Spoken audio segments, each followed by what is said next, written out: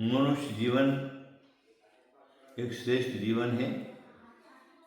इस जीवन में हम चाहें तो पशु की तरह भी जीवन निर्वाह कर सकते हैं और मनुष्य की तरह भी जीवन निर्वाह कर सकते हैं और देव की तरह भी जीवन निर्वाह कर सकते हैं। देव की तरह करे तो स्वयं देव ही बन जाता है, लेकिन अगर मनुष्य मनुष्य की तरह भी अपना जीवन निर्वाह करे तो उसको भी किसी बात की कोई कमी नहीं रहती। लेकिन मनुष्य होने के बाद अगर तिरंच बन करके करता है, किसी प्रकार का ये उपाय का ज्ञान नहीं है, पाप प्रवृत्ति करने लगता है, अधर्म में पड़ा रहता है और जीवन को नरकमय बना लेता है। देखिए, मनुष्य जीवन में मैंने आपको पहले भी बताया था, विषयासक्त जो है वो दुर्गति का कारण है।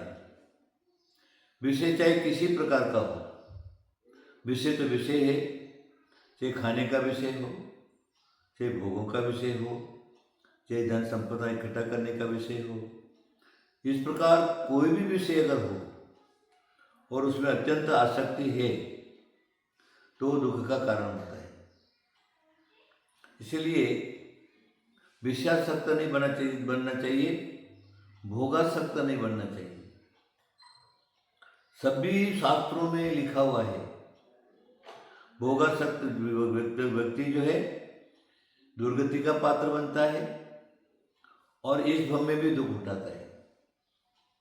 जो ज़्यादा विषयों को सेवन करते हैं, इस प्रकार के दुराचारी या व्यभिचारी लोग हैं, उनका जीवन नरक में रहता है और ज़्यादा विषय भोगासक्त होने के कारण उनका शरीर भी उनको साथ नहीं देता।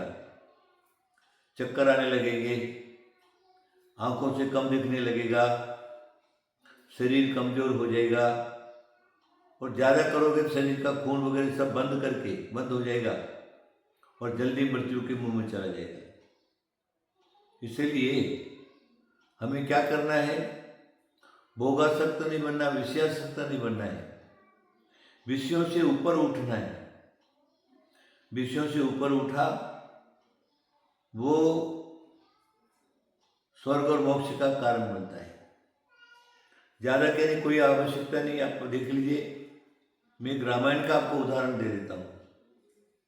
मर्यादा पुरुषोत्तम राम ने शादी किया माँ सती सीता के साथ।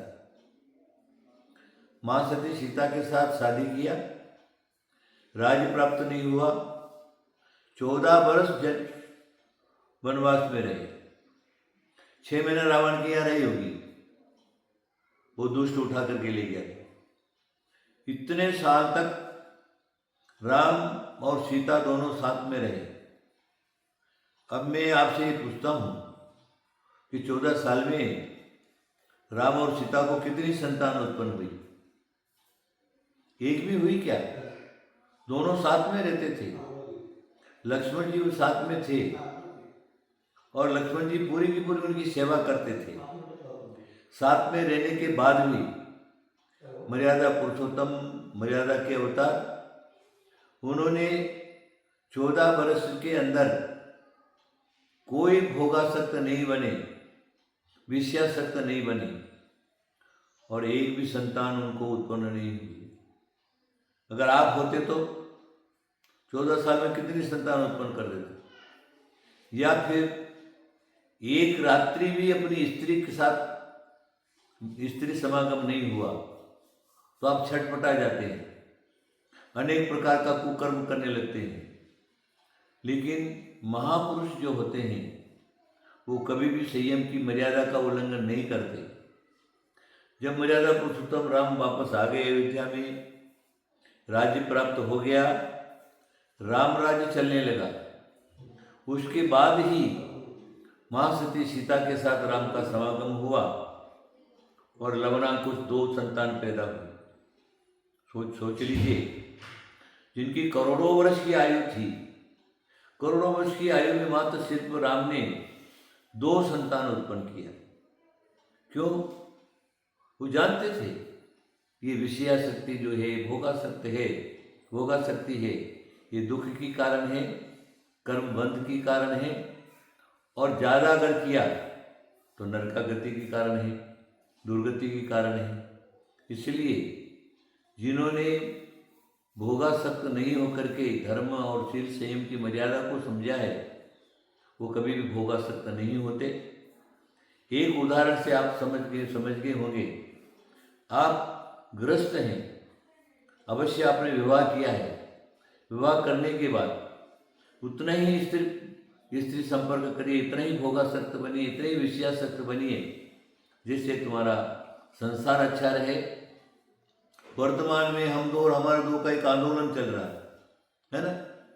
अरे तुम संयम से, मर्यादा से, विषयाशक्ति को छोड़ करके रहो तो ज़्यादा संतान उत्पन्न होगी नहीं, ब्रह्मचर्य का पालन होगा और स्वर्ग और मोक्ष का कारण बनेगा।